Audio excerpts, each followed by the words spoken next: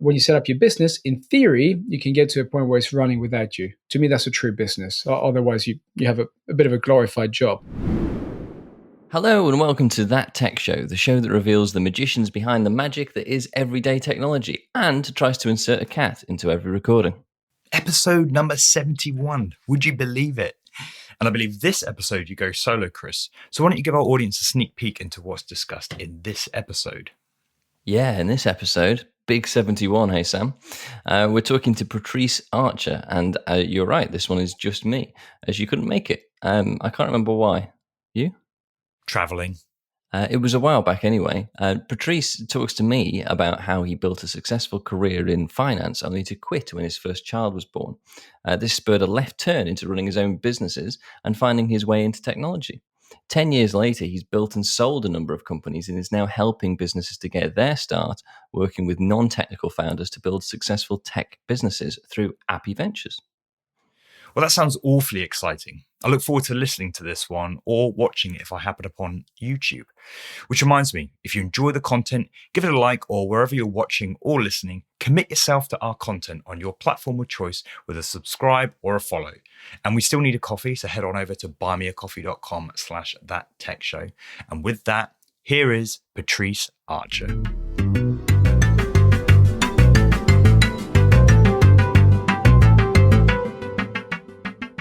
Hi, my name is Patrice Archer, and I help founders and entrepreneurs build technology-enabled businesses. Well, thanks, Patrice, for joining us. So why don't we get into a little bit of that then? So what got you to the point of helping entrepreneurs to start building their tech businesses? Yeah, it's a good question. I guess maybe as a sort of small background, my first career has nothing to do with technology. So I didn't come from this as a tech insider. I came from this very much as a tech outsider. I spent 10 years in investment banking and private equity. So effectively helping big businesses buy other businesses, scale them up, sell them, make lots of money, which was a lovely career for a while until the financial crisis of 2007 or 2008. And then I started playing around with little businesses on the side. So everything from a little fashion brand, which we launched, a peer-to-peer lending platform, which we worked on, and other little projects like Kickstarter projects, lots of experimenting, learning by doing. Because I guess, if I can say that, in finance, I felt like a bit like a caged bird. I wanted to do something else. I just didn't know what. And then I guess the way I got started into that is 10 years ago, almost to the day our oldest son was born. And it was one of those decision points in life where you think, what do I want to do in life? Do I want to never see this kid grow up and work in an office day to day and start at 7, finish at 8? Or do I want to be at home and design a business and a life so I can be there and see him grow up? And I went for the latter, thankfully. And really what I've been doing for the last 10 years is build technology businesses, either for myself initially, and then increasingly people ask me, oh, I've got an idea. Can you help me with my idea, please? That's interesting. So that's quite a decision point, I suppose, to take that at the birth of your first child and go, I'm going to drop the career that I've built for the last 10 years and do something entirely different. Absolutely. And new child, we got married, I don't know, less than a year ago. So it wasn't quite the deal I think my wife signed up for, but I'm very lucky that she was highly supportive. I think she could see that I was unhappy in what I was doing. And thankfully, she had the belief that I could make it work. So yeah, big change. Yeah, get rid of a nice paycheck and just try and make it work. Yeah, well, I mean, I want to go back a little bit because it's a world I'm curious about. I don't know a huge amount about it, the investment banking world. I mean, what led you into the investment banking world? I mean, what did you study at uni to get you there? I studied something called international management. So international management at Bath University is a lovely degree. It's broad. So if you imagine a T, it's a wide T. It's not a deep T. So you learn a little bit about a lot of different things. And ultimately, you're not really qualified for much, but it gives you a certain way of thinking. And that was 2003, I graduated. And to be honest, Chris, I applied for a bunch of stuff, everything from advertising, PR, marketing, even technology. And the first job I got was very luckily Barclays Capital, doing this kind of private equity financing. Just nothing else but luck. So it wasn't design; it was just luck. I fell into that. So I was going to ask you whether you knew from that course whether you were going to go into investment banking, but it sounds like there wasn't much of a plan there. No, I can't say I'm a huge planner in that sort of like, let's map out the next 10 years and figure out exactly how we get from A to B, which would be lovely. And I think it's a lot easier to go back and go, oh, well, obviously I got to here by doing this and this and that. But projecting forward is a lot harder to do and plan. But I'm glad I did. Though ultimately it wasn't what I wanted to do, but I wouldn't have known that. And I learned a heck of a lot by going through the mill, doing 100-hour weeks that you may have heard about in the past in finance, where people are working all hours. I did all those things. Also the networking events, all this of living in London in the 2000s as a 20-something-year-old. Did all that, and frankly, I had a great time. It's fantastic. It's good fun. Were you from London? Where were you from originally? No, I'm actually from France originally, but I left France when I was 12 and moved to Belfast. So I've got a weird accent. I usually get told, "Are you South African or Dutch or something like that?" So no, I wasn't a Londoner, but yeah, really, really enjoyed living in London. It's great fun. So you moved to London for university then, is that? So I went to Bath Uni, and then after university, Oh, sorry, you said Bath. yeah, Yes. no, that's right. So Bath Uni, I had actually a gap year in France during university. So I was working in Paris, and then after that, I thought it'd be great to go to London. Certainly in 2003, that was the place to be. Finance in London, great place to be. I can't say that it's the same now. I believe it's changed an awful lot, and 20-something-year-olds' career aspirations will be quite different. I think it'd be maybe more towards what I do now, startups, building technology. That's probably where people are most excited about nowadays. You'd come from Bath via various different other places to get to London. You hadn't had a plan to be an investment banker. What was the first day like as an investment banker? It was part of a graduate scheme. So there was, I think, a dozen of us. I'd literally flown over from Thailand the night before because after uni I spent 4 months traveling around the world. So I arrived with a backpack and a very cheaply made suit from Thailand, which probably fell apart within a month, actually, if I'm honest. And yeah, we sort of put together with a dozen other young people and had a bit of a crash course on what finance is about, I'm going to say, because it's interesting. There's a big difference in my mind between university, which is theoretical, to what you actually learn in a job. And I think that's probably true in most jobs. Like what you've learned could be some useful transferable skills, but once you get in situ with a new business, new job, new career, new direction, in many ways you go learn from scratch. So the ability to learn and having the right attitude and maybe good aptitude, but right attitude, it's probably the thing they should be teaching at uni in my mind. Be open, say yes to things, try things, learn. That's a good thing to do. Mm.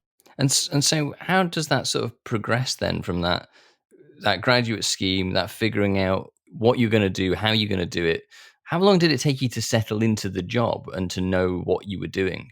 I'd say that's an interesting question. I'd say probably six to 9 months. What was interesting is I was 22 at the time, and I was sitting in front sometimes of 40, 50-year-old finance directors who wanted a loan or were going to be bought out by this other firm, and I was representing the bank. I was very lucky to be put forward very, very early, and I was representing the bank, discussing with them interest rate terms, structuring, what the right thing to do was as the expert. I'm going to say inverted commas expert, also blagging it. But yeah, it took about 6 9 months to feel like I remotely knew what I was talking about, which is crazy. And one of the courses I got put on, which is something I'd highly recommend actually for young people, actually for anyone, is something called NLP. Have you heard of NLP? Neuro-linguistic programming? Absolutely, yeah. Neurolinguistic programming, yeah. And that course, really, what it was is, I guess you could call it the art of communication up to a point. That sounds really grand, but it was more about, for me, what was important is if you're in a conversation with people and you want to make sure it goes well, that's not something I use on a day-to-day or think about, but maybe it's subconscious. You need to try and communicate with them in the right way. And for me, that was invaluable as a young graduate who clearly looked like he was 22, talking to somebody much older and trying to have some kind of level of professionalism, if not authority. it was a very useful course in terms of learning how to communicate, to get on the same level as people, and have that kind of adult to adult conversation in a right way. I really recommend people look into it, actually, of whatever age, if you want to improve your communication and how you interact with people. There's certainly something in that, I suppose. That I had a look at some NLP stuff as well early in my career. I think, as a young person, you do struggle a little bit to create a sense of authority actually around yourself when you look so baby faced, right? Because you don't think you do at the time, but looking back at it, you really are. Uh, Yeah, absolutely. beards, grey hair, and things like that help over time from the men. Uh, but so yeah, I mean, as you're learning how to communicate, what is it like when you've got that 100-hour work week, as you mentioned? There's presumably a lot of. Is it like Billions, the TV show Billions? Uh, it is. So you get slightly desensitized to a couple of things. One is to the workload, so it starts becoming slightly normal, and you'll start at 7:30, 8, and you'll finish at midnight, and you'll do some weekends, and you won't even think too much about it because your social life. Now, this is especially back then. Nowadays, I wonder what it's like, because back then it was definitely in the office 5 days a week, 6 days a week. There's no work from home kind of component. But your social life was the office. Your life was the office. Your life was the business. No, I'm not saying that's a healthy thing, right? That definitely not. But you get desensitized to that because you get used to it. That's kind of what especially if that's where you started in. And then you also get desensitized, funny enough, to the numbers. I mean, talking about billions, some of the deals we did were in the billions. Were you the person saying we should do this deal? Like, this is a good one. We should do that. And then you're writing a check for what looks like a telephone number. Not me personally, but the bank is on my recommendations. Yeah, it's a slightly crazy world, actually, when you think about it. And maybe that explains some of the financial collapse a few years later, which I had nothing Absolutely. to do with. Not important enough to have too much to do with that. So you weren't marched out the door then when it all came crashing down? No, no, no, I wasn't. I wasn't. I know a few people who were there. Well, I mean, actually, we talked about it on a previous episode of someone who was working in the tech side for Lehman Brothers, but they didn't get marched out the door. They watched everybody else get marched out the door because they were keeping the platform running. I just thought that was fascinating as a conversation. But Yeah, they had to keep core people. Yeah, I had a good friend who was a trader there, and yeah, it was pretty real for them what happened there. And yeah, they kept a core sort of team to help wind down the operation. That is a gigantic operation to wind down. Yeah. did you end up being a trader? Is that what you progressed to do, or what was your career progression there? I mean, we'll move on from this in a second, but just a curious world, and I'm wondering what were the learnings that maybe you've taken into later part of your career. So initially, what I was doing was more around structuring debt and equity instruments. So if a private equity firm was looking to buy a business, what they tend to do is effectively speak to a bank or multiple banks and say, can you lend me some money to buy this company there? And here's why it's a good risk. And then the conversation is around what is the right debt structure for that business. So effectively, like any business taking a loan, it's got to be the right kind of loan that can be affordable in the right way, structured in the right way in terms of number of years over which it's repaid, the monthly cost, all this sort of pretty basic things. But the private equity houses, they've got a plan. They're going to buy it today for 100 million. They want to sell it in 3 years for 300 million. So a lot of the conversation is, how do we make that happen? Because as the bank, a lot of the conversation was, how do we make sure that this business can afford this debt over time, but it's also aggressive enough that you can win the mandate? So a lot of the learnings I had was around how private equity works, how you help scale a business, operationally transform it, so that you buy it for 100 million, 3 years, you can sell it for 300 million. What does that look like? How interesting is that work? Is it quite data intensive? Do you end up having to spend a lot of time on it? Is it boring in any shape or form? I mean, because it's always portrayed as a very exciting thing, isn't it? When you see it in movies and TVs, all of the trading floor is obviously a very exciting place to be. How does how does it actually translate into real life? Yeah, it's a good question. I think for me, what I found interesting, it wasn't specifically, am I interested in restaurants? For me, it's more I'm interested how you can operationally transform a restaurant business, scale it, which is very applicable to lots of different industries. How you can transform things so that it will scale. And one of the beautiful things, certainly from my side, was the amount of due diligence reports you got from experts like, say, PwC, that write you 200 pages on the restaurant sector and how they're going to grow from 50 locations now to 200 locations in 3 years. And I love data. I certainly got to love data by doing that job, because you can see some really interesting trends and insights that I guess the average punter will just not see or know about or have any inkling that exists. But when you have that level of data, it's very helpful to make decisions, of course, and to help you win and grow. So it's not quite like Wall Street, the movie with Michael Douglas. And once you've been inside it, you realize there's a lot of common sense around how to grow and scale businesses. Make sure you got the right management team in place that's got a clear strategy. They've got an initial 100-day plan. Possibly a lot of the things that your audience has heard about. This is the kind of thing they do at that level. And it's some of the basic fundamentals that they execute on. They have a plan, they execute it, they have regular reviews, etc. I don't know if you ever looked into EOS. Have you looked into EOS, the Entrepreneur's Operating System? No, I haven't actually. That sounds interesting. What is EOS? EOS, I guess it's a branded way of saying you need to create a systematic way of working within an organization, have processes, have the right people in the right place doing the right things, having longer term, shorter term. And effectively, bigger businesses, maybe even private equity, will operate in a way similar to that, without maybe that EOS branding. But I mentioned that because it's quite clear. It's well organized. There's a book called Traction that's very useful. I strongly recommend to people who want to spend less time working in the business and work more on the business, like lots of people have heard. But that book can help you create systems around that. And private equity, they operate at that level, the bigger scale. But I'd say they're very good at having a strategy, a vision, an aggressive plan, but having the fundamentals in place. And that is that operational structure that maybe a book like EOS can help illustrate, or Traction around EOS. Yeah, that's really interesting. I suppose that's, well, actually, a lot of the stuff that you've talked about so far within this investment banking world sounds very management consulting, but it's the same sort of practices, really. Knowing that there's a plan, putting a plan together, I suppose, in a lot of ways. The difference, I suppose, is it's a very well paid job, I suppose, as an investment banker. And I'm wondering, you've got as you mentioned earlier, you're signing checks the size of telephone numbers. So obviously it's rewarded for the big transactions that you're making there. But what is it that differentiates it from something that's like management consulting? Because you're getting the data from obviously people like PwC, management consultants, that sort of thing.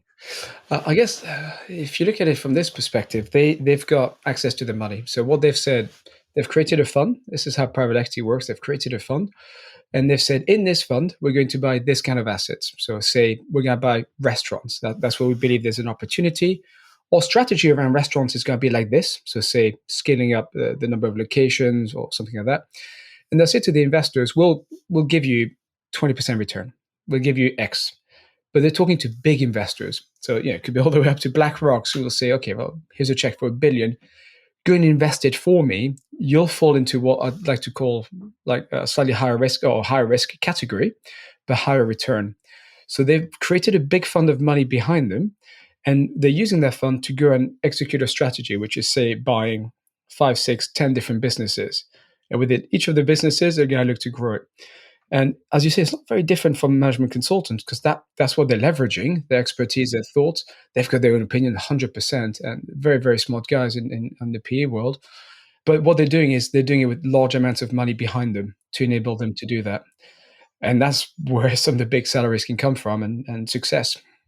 So I suppose the difference there is, rather than being brought in as a management consultant where you're getting a day rate, or your consultancy is getting a day rate, or a whatever you're getting paid, you're doing a similar job, but actually you're bringing the money to the table. Yeah. So you got the money behind you, and you've got investors who got a lot of cash who say, I believe in you. Here's some money. Make me more money. And that's what it's that. in many ways, there's been a lot of money in that world. I think, yeah, quantitative easing, like lots of money in the economy. And let's not go too much into the economy, what's going on right now. But it's basically meant people have been looking for other ways of having yield, of making money. And, an asset class like private equity investments has been very attractive because it can make good return on investment. And that's where investors have been seeking, return on investments. So on those return on investments, what percentage of the time do you get the ROI you're expecting? Probably 0% of the time because it's not an exact science. Some you win, some you lose. All right, then let's simplify that. So what percentage of the time do you get an ROI?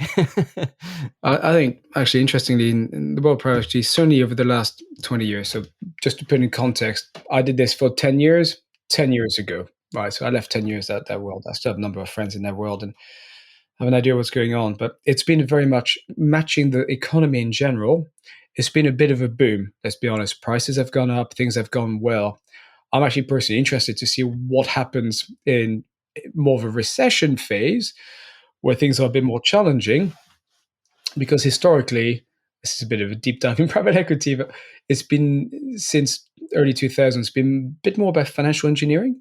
So it's been a bit more about cleverly how can we structure the financing to make a good return on investment as a private equity house, and less about how do I operationally transform the business to reduce costs, increase sales, which they're doing as well. But there was a lot of easy wins with funding side. I think going forward, if you buy a business, the economy is going a bit downhill a little bit, etc.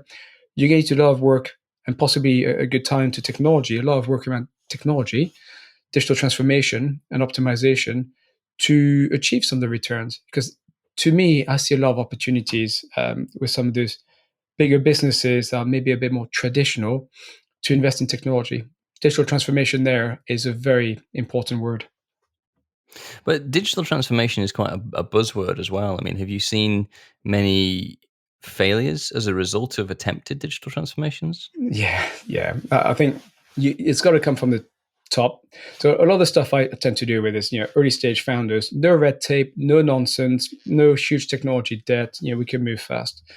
Big organizations will have a lot of tech debt. They will have maybe one or two people excited about it, but no true ambassadors internally to drive it forward.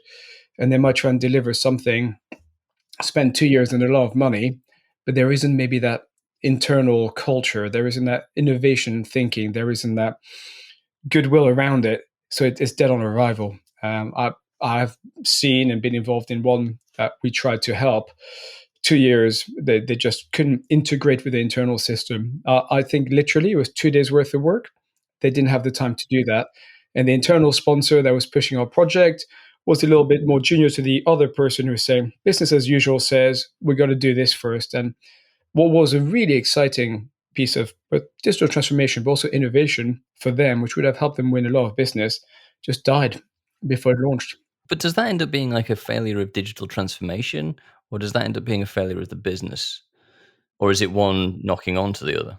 It's possibly one knocking onto the other. There's a lot of digital transformation with chat, as you said, lots of buzzword around this. I like plain talking. I like no nonsense. And at the end of the day, you need to have a business that says, hell yeah, I want to do this because. And some of the time, I think what I've seen is people saying, this is a nice idea.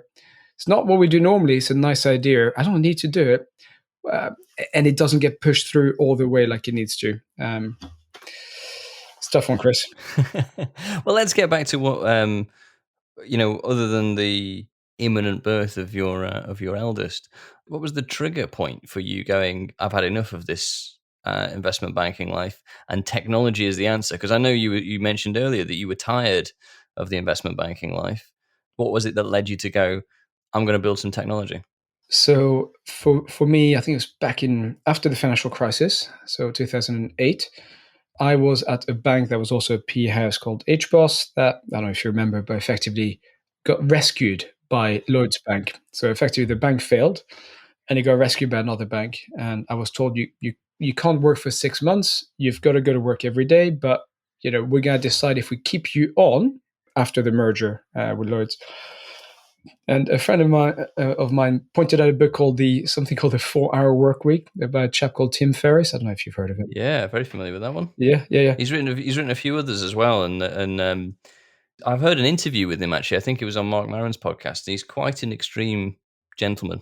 He's quite extreme. He loves experimenting, and it's quite broad what he does in terms of everything from psychedelics to business to health, etc. But in business, his book was kind of is the word seminal, right? Yeah. I mean, it's groundbreaking, I suppose, wasn't it? I mean, a lot of people refer to it. It's I think seminal's a fair word for it. I think I read it and I thought, oh, actually, I can. I could do something like that. And my friend started a business, which is still going now, doing very well around American expat taxes, which is fascinating how niche it can be, but actually quite interesting it can be as a business. And I started playing around with a business because I said I had 6 months where I was going to be paid and I wasn't allowed to particularly work. So it was a great opportunity. And the second I started thinking, okay, I could do a business. And the one I did was a random one around a polo shirt brand. I mean, very random. But the big lesson I had is if you think you can, you will. Just give it a go. Pick up the phone, send that email. Just try it. Yeah, there's a problem. Okay, how do we solve that problem? Try that. So what was this first business then? So I had this random idea. I used to play a lot of golf. And if it's a sunny day, you're on the golf course, you finish your round, and let's be honest, you're going to be tanned on the arms and maybe on the face, but you're going to be pretty white elsewhere. And I was on playing golf and I thought, there must be a material that lets you tan through it. There must be. So I did some research, maybe inspired by the 4 Hour Work Week. And there was this German mad inventor, scientist person that created this material that acted like SPF factor 9, I think it was, depending on the color. So I thought, you know what? I'm just going to message him, inspired by this book. Yeah, because why not?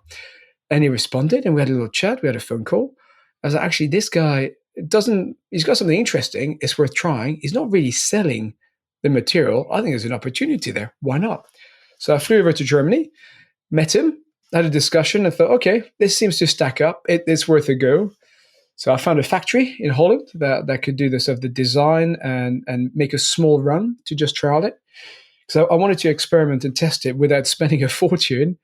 And yes, I've got that manufactured. Then I learned what e-commerce was because I had no idea, and started launching it and did some press release. And we got in the BBC and the Times and a few other places. And so I was selling some. It was one of those businesses where, it's pretty niche, let's be honest. And it worked up to a point. You could tan through it, but it wasn't quite the perfect tan I think people would have wanted. So as a business, you could argue that it failed because, it didn't succeed and take off. But in some other ways, it did okay. And I sold the brand on to somebody for peanuts. But it's just a lovely experience to go from idea, very random, learn, and then sort of neatly package it up and then move on to try new ventures. I think random probably sums that idea up. I mean, that is insane. I agree. And a few of my friends had a good laugh. But yeah, I think for me, the biggest learning was you can. And if you have an idea, test it. Why not? There's a whole lot of stuff that you've covered in there, in terms of flying out to meet the inventor of the material, setting up the e-commerce website, going to a factory and having them manufactured, and then getting the PR for it. That's quite a lot of stuff to do. What made you think that you could or knew how to do all of that stuff? I definitely didn't know how to do it. But I think when you have to, you do. And frankly, it's a lot of. So for PR, I was speaking to a few friends about my crazy idea. And I always find if you have an idea, this is so true to what I do now as well. A lot of people have an idea, they don't want to talk about it. If I tell one soul, that's it, my idea is gone, and that's it. I've met a couple of people who claim to have been the first to have thought about Netflix or Airbnb, and they told a friend and somebody else did it, 6 months later. It doesn't really work like that, guys. People are busy with their own thing. Well, there's a general hive mind, I think, isn't it? If you've thought of that idea, somebody else somewhere has. So you have to be damn quick with it if you want to be the one to get it to market. You do, and it's a lot to do with the execution. But I think there's something to be said about talking to other people that you like and trust. And from that conversation, you'll get 2 or 3 interesting thoughts and maybe 2 or 3 contacts. And what I really found over the years is have that conversation. They say, you know what, you need to speak to Amy. Like, you got to speak to Amy. She does PR.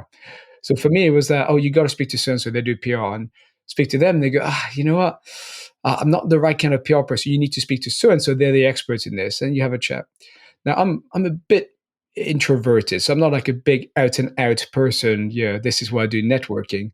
So it doesn't feel natural. But when you're excited about something, a dream, a passion, an idea, you just do it because you know that's the next step towards trying to launch something, trying to build something. Did you at any point think about the money that you were investing in this? Were there any moments of doubt before it was, on the virtual shelves? Definitely. From my side, it was a question of, what is the budget I'm willing to spend on this idea? If I lose it, it doesn't matter. Yeah, it's not the end of the world. And back then, I had the luck of being investment banking and fairly well paid. So you're allocating £2,000-3,000, which I think was the budget at the time, was okay. It was doable, but maybe with my background, I did do a little bit of a business case. I did a little bit of financial model, and to this day, I do that with every business I'm involved with. It's like, let's talk about what the numbers look like. Let's do something called the lean canvas. I don't know if do you know what lean canvas is? Yeah, I'm familiar with the lean canvas, but our listeners may not be. So lean canvas, effectively, it's a business plan on one page. Yeah, what is the problem? What is the solution? What is the market you're addressing? What are the personas? What's a true pain point? Like, what's your unfair advantage towards? What are your costs? What are your revenues? There's a few more questions, but it's probably about 9 questions on one page. And it forces you to think about this like a business. It's an idea, but how do I make it into a business? Like, how can we make this work? So I like fundamentals. You got to make more money than you spend. Well, that's a business. It's a good philosophy, I suppose, to at least put that level of planning in. I imagine you did have moments of doubt along the way as well, because it seems like a crazy sort of thing to do. But I mean, focusing on the technology side of things, how did you build the website? I mean, I don't know when we're talking here year-wise. 2009, 2010. So what e-commerce sites were available sort of off the shelf at that point? I'm trying to remember. I think we might have started on something like Mr. Site, which doesn't exist anymore, I don't think, which is a bit like a Wix. That was a concept they wanted to go towards. An early day Wix, we'll say. I think we ended up getting a developer friend to build us a WordPress site, I believe, a WooCommerce. I think that's where we ended up. Just something really basic. Show the products, talk about that a little bit, but we're not going for the award-winning site. We're going for something that works functionally and commercially. I've learned a lot about UX and conversion rate optimization since, which would be useful lessons for back then. But, as I said, it was an interesting learning. But this is the first foray for you into technology then. So, I mean, was technology is only part of it, I suppose. We're talking about like the e-commerce bit, really. I mean, it's not really a technology business, so unless you're going to take the technology that is in tanning fabric to its logical extreme. But, the fact that you've actually put a virtual shop together, is that what gave you the bug to then carry on and turn that into something more? Yeah, I think so. There's definitely something about you have an idea, you execute it, seeing the reality come from it. Yeah, seeing the physical or digital representation of it. It's a bit of a proud moment, regardless of what it is. As I said, funny example and great learning. But it sort of gave me the bug and made me realize, actually, you can create something, you can put it out there, and you can find ways of getting customers. People who went, actually, I love this idea. And we have quite a few customers. And they thought, this is great. I want to buy this. And somebody taking out their credit card, putting money into your account it's a wonderful feeling. So we've all got our little side projects going on. Have you hired some people to work on your little projects? Oh, absolutely. I'm useless at design. There's a few services out there, though, right, to find people. Where do you go? The best place that I've gone, if I was to pick one of these services, is probably Fiverr. It's a bit misleading, though, isn't it? Because they're not going to be a Fiverr. No. But, with all these side projects, we don't want it to cost the world. We just want a little bit of help on a little bit of copywriting or a bit of design that we can't do ourselves, and shouldn't really attempt to do it because you're going to do a bad job otherwise. If it's not your kettle of fish, don't boil the frog. There's a mixed metaphor if ever you heard one. Get someone on Fiverr. They'll do it much quicker. The prices are very, very reasonable, unless you want to go to the Fiverr preferred members, and get your startup up sooner. And you can throw into that tech show at the same time by heading over to thattech.show or taking a look in the description and clicking the affiliate link, and you can try out Fiverr and you can be supporting That Tech Show whilst you're doing it. Because we get a little bit of a kickback. Give it a go. Venture into the world of outsourcing. Your life will change at fiverr.com. So what came next then? This has given you this taste. Yeah. So after that, actually, having learned about e-commerce, I started working with a friend around the idea of creating, I guess, what would be Shopify. We didn't quite get to creating Shopify, but that was the aim, the direction. I think we've all got a couple of failed things like that in the past. If only we persevered. Yeah, so we worked on that, and it was an ambitious plan, and we didn't have the funding, and we didn't have the knowledge really about how to get funding. That's a big thing. Yeah, when to get funding. Yeah, how to make it attractive for funding. That's interesting, especially with your investment background. It's funny. I think angel investment, once you're aware of it and how it works in this early stage backers, it's certainly not easy. It takes time, but it's something that makes sense. For some reason, back then, I didn't feel the product was ready for that. We were trying to over-engineer it before having a conversation with some potentially supportive investors.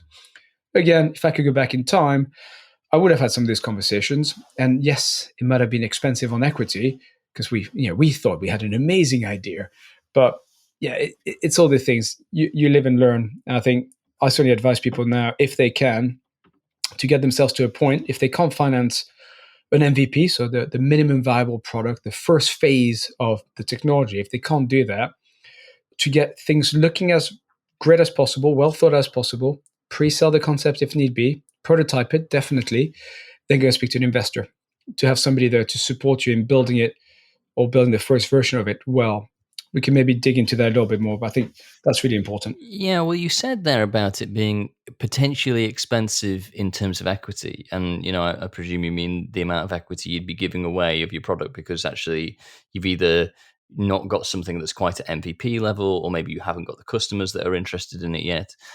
How expensive is that? And, is there a trade-off there between the giving away the equity versus actually not managing to build it at all?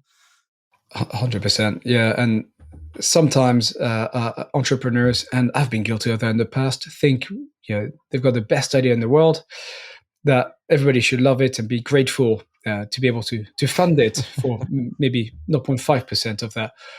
But it doesn't really work like that. There's a lot of risk involved, hence why there should be some decent potential returns involved. And any angel investor will have hopefully a portfolio approach to things. So yeah, out of the 10 they back, maybe a couple will do quite well. Yeah, that's probably the hit rate.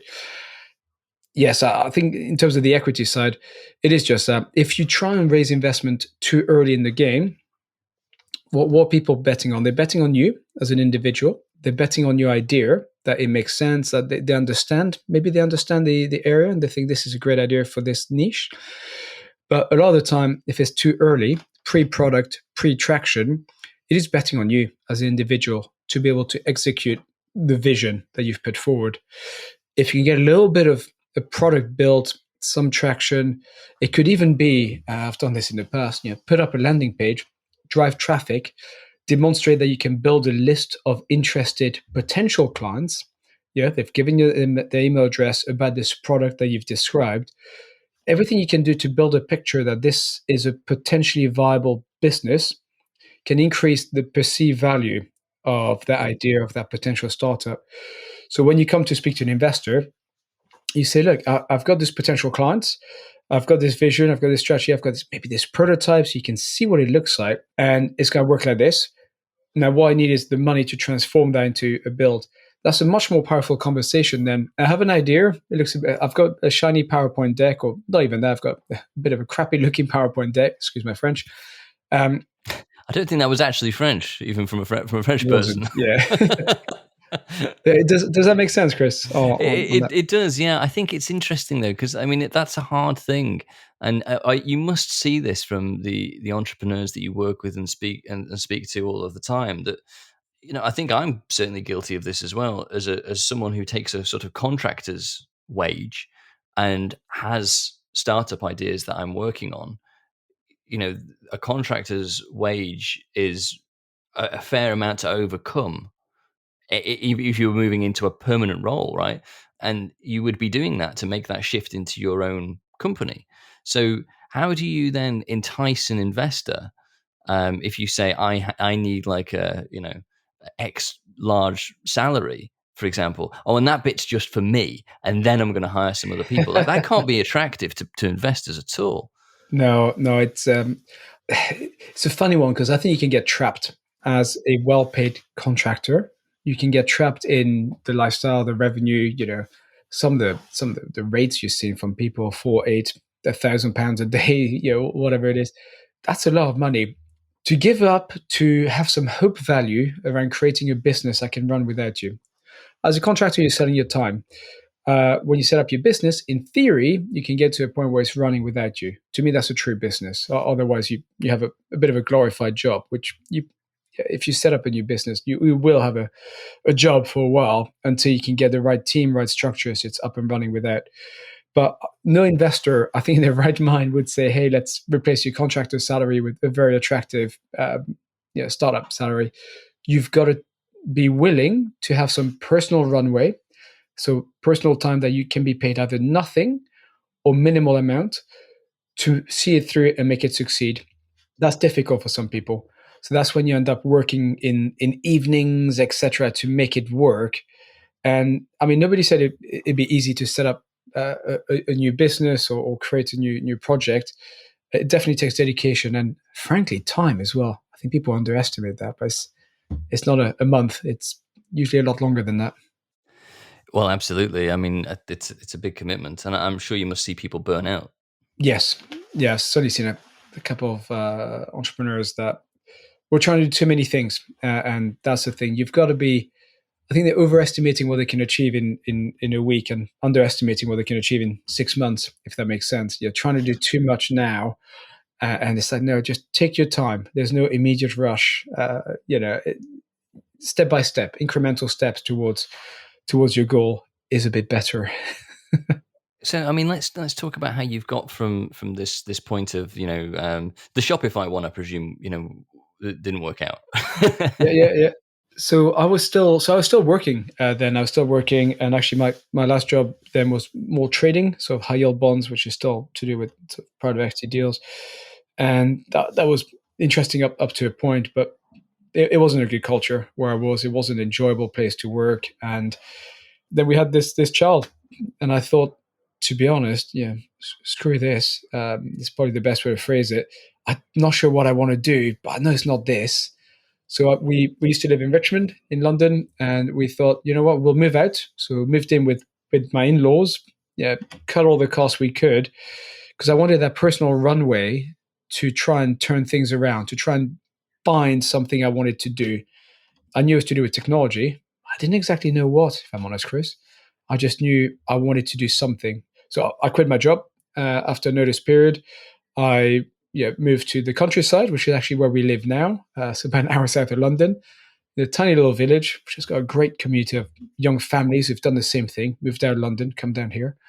And I fell into building apps for diets. So the paleo diet was the first one I did, because I was just interested in the topic, and I realized there wasn't a good paleo diet app at the time. Has this come from Tim Ferriss again? I think he did a paleo thing, didn't he? He possibly, yeah, I think he did. I definitely like and respect Tim Ferriss, and thought this guy's really interesting. I like his experimenting with sort of mentality. So I experimented with the paleo diet and thought, this is good. I feel better. I feel more energy, all this sort of stuff. And then got into barefoot running, all this stuff. Yes, lots of experimenting with things. But as I was doing that, I realized there wasn't particularly an app for that. Again, not saying that this was a revolutionary idea, but it was creating a little business, and I ended up having 6 diet apps. So did you you started with paleo? Did you then pick up other ones? Yeah, exactly. So what were realized, and again, this basics of business stuff, I guess, but if I created the template in terms of technology for what a good diet app looks like, I could reskin it. So I could take that and put other content through it. So the content was the key, and the tech was the delivery mechanism. And then I had the app store as the channel to sell, if you will, so to sell the apps. So yeah, it was the Mediterranean diet, the 5-2 diet, and a couple of others. I can't remember which ones now, but it was creating a little portfolio, and then it was a question of trying to market it. But it was generating me some money on a monthly basis, and that was nice. So did you do that all by yourself? Did you need a small team of people? I mean, how did you put that together? It's a good question. So I'm not a developer. I've never learned to code, and in some ways I wish I had. But instead, what I learned to do was to think about the product, think about the UX side, so the user experience, and to hire and manage developers. I guess that's what I do a lot of in sort of commercialization. So I found a team in India back then, and I had a lot of learnings about how to work with foreign teams or people far away through, I think it was called Elance at the time, something called Upwork now, which is a big marketplace of freelancers. Great resource, actually. We've used it quite successfully. Yeah, you've got to spend a bit of time thinking about how you recruit, and I can bore to tears about recruiting on there, having done it for so many years. Um, but it's a great resource because if you don't know how to do something, you could learn how to do it, or you could find somebody who's an expert at that and pay them whatever it is. Some jobs are $5, $10 jobs, frankly, that would take you hours to do. Just get somebody else to do that so you can focus on where you can add most value. So yeah, I'm a big advocate for that. Find experts to work with you. And again, you must have had to put a business case together to say, this is how much money I can afford to put aside for this. This is how much I'll get on return on investment. Yeah, absolutely. Yeah, because as I said, I left a finance job and I had a personal runway. So that was my personal investment runway, on which I had to live. As I've said, okay, can I live for 12 months? What was the aim? And I could invest a bit of money, but it was thousands in making it work. Frankly, I didn't have enough runway to do this properly, so it was a real challenge, quite stressful. So saying that you've got like, the first app that you're putting together, which obviously is the first of like 5 or 6, as you said, how do you work out how much you can spend on that? How do you work out how valuable an app can be? Good question. If I recall, there was a couple of tools, one of which being Sensor Tower or another one being App Annie. This may have changed. This was a while ago, but they effectively help you to understand, based on the ranking and the number of downloads, the estimated revenue that this app can make. Now, back then, there was probably more money capacity, so more capacity to make money from selling apps. I think now the model's changed a little bit, but back then I could have an inkling on that. So again, it was trying to budget and trying to keep it tight and keep it close because I've seen lots of people sort of go, I only have one idea, I want to spend all my money on it. Yeah, personally, I prefer taking that slight portfolio approach. So even with the diet app, it's 5 different ones. It's not just one. It's that kind of mentality. And did you see the return that you'd expected from these apps? Not quite. Nearly. It did okay. It was enough to sort of to live on frugally, but enough to live on, and maybe prove the concept and prove to my wife I wasn't crazy. That's probably a big thing. But for me, there came a point where I thought, you know what, I can offload those for a small amount of money, but that's fine because I had an opportunity to actually work for a very big agency that specialized in creating technology. Because I realized a gap I had is I was completely blagging it, Chris. I'd never done tech. I was excited about tech, and that's maybe half the battle. So I ended up taking a job with a big agency that built technology for large businesses. Moving into an organization then that is going to stop you from blagging and it's going to give you all of the background that you need. What did you learn from that? Because clearly there's a lot of entrepreneurial skill with a lot of business backing knowledge from your investment days. What were the gaps that were filled by working for the agency? Yeah, that's a great question. For me, it was how to create technology really properly. What the processes, what the right roles, who the right people to be involved. A lot of time on UX because I think yes, you can create an app, a website, whatever it is. But if it doesn't convert in the way you expect it to, it's complete waste. So if you haven't optimized the user journeys in such a way and every single screen that you get people to go from A to B to C in the right way as they want to, then you've wasted money. Yeah, if you spend £5 for a click on an AdWords to get somebody to your website, which is not optimized, you might as well burn that money. So there's a lot of learning around that, as well as just how to run an agency, because I kind of realized as well that people kept asking me, can I help them with their idea? And though I don't really like the word agency, I prefer as a tech partner, but I felt it'd be interesting for me to know how other people do it. So if I wanted to do that on my own, I help other people build their businesses through technology. It'd be good to know how the big guys do it. So that was the main gaps, I guess, I was keen to fill, which I spent about 1 year learning before going off on my own again. So I'm conscious that there's a hell of a lot of other ventures and things that come after this.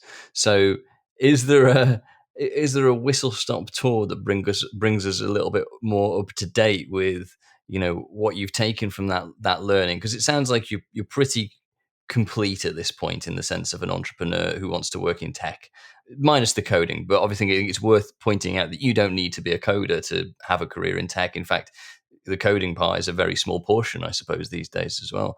Especially if you're doing all of this business stuff. So coming out of that agency experience, bring us up to present day. Yeah, so really past few years and where I got to now is I love working with founders. Yes, I work some bigger businesses as well, but I love founders because somebody's got an idea and doesn't know how to execute on it, how to move it forward from idea to launching it. I've been there and I've been on that journey and I know the process. And it is very much a process. How do you go from A to B? What are the different steps to de-risk the steps so you're not spending all your money on that, validate your concept and then build it. So what I've ended up with as a quick whistle stop tour is, my main business does that, working with founders to build technology or SMEs or businesses with ideas. But I also, I guess, almost accelerate or incubate with a number of founders their businesses so I can be more involved on the commercialization side.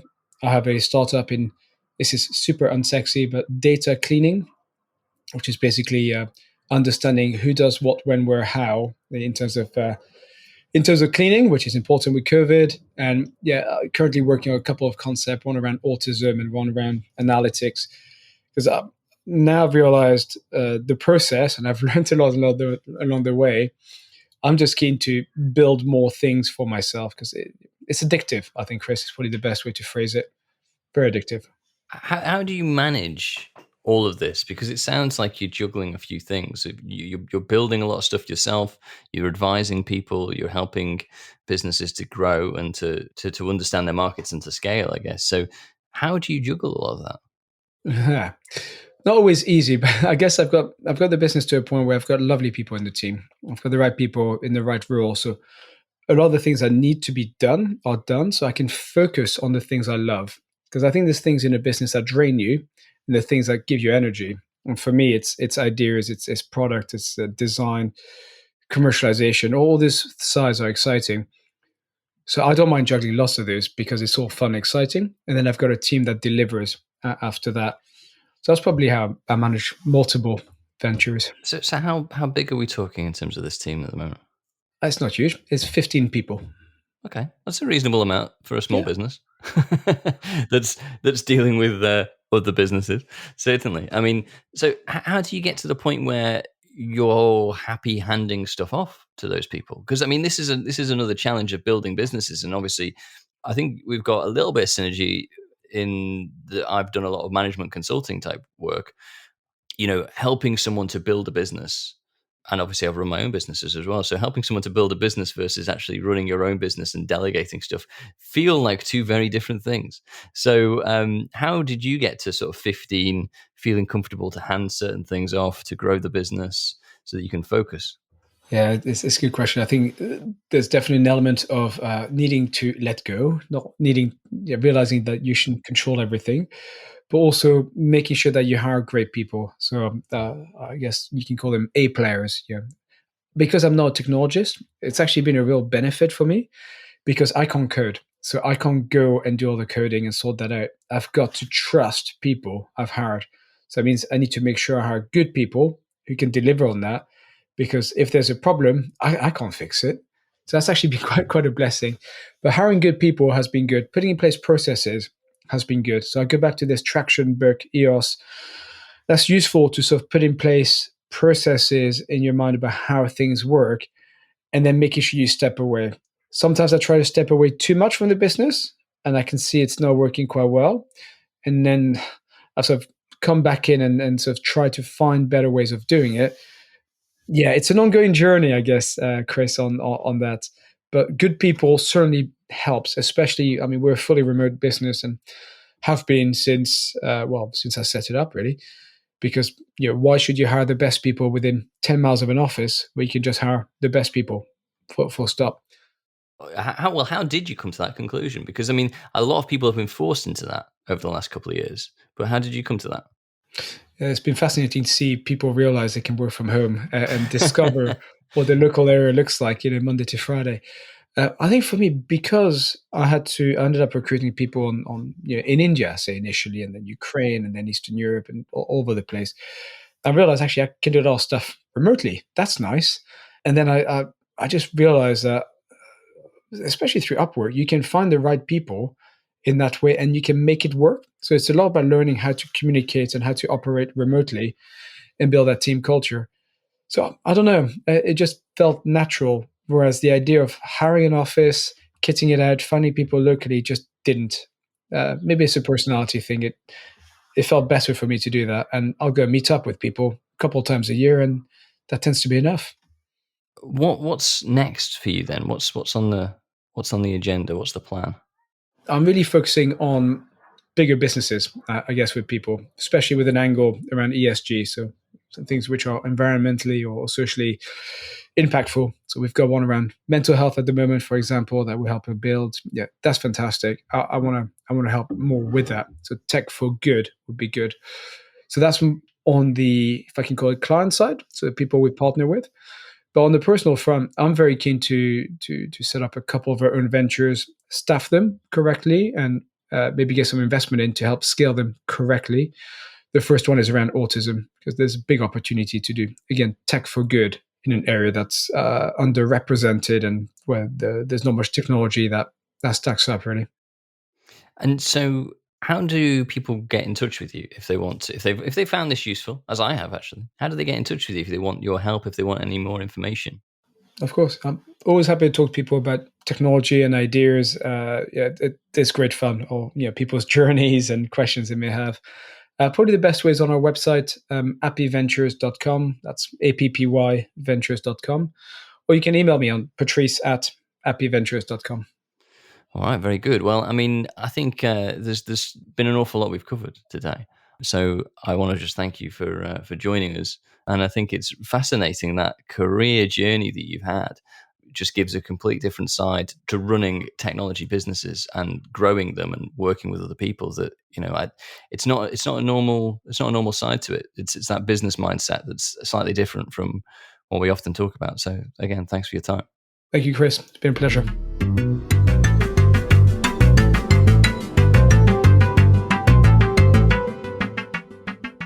Brilliant stuff.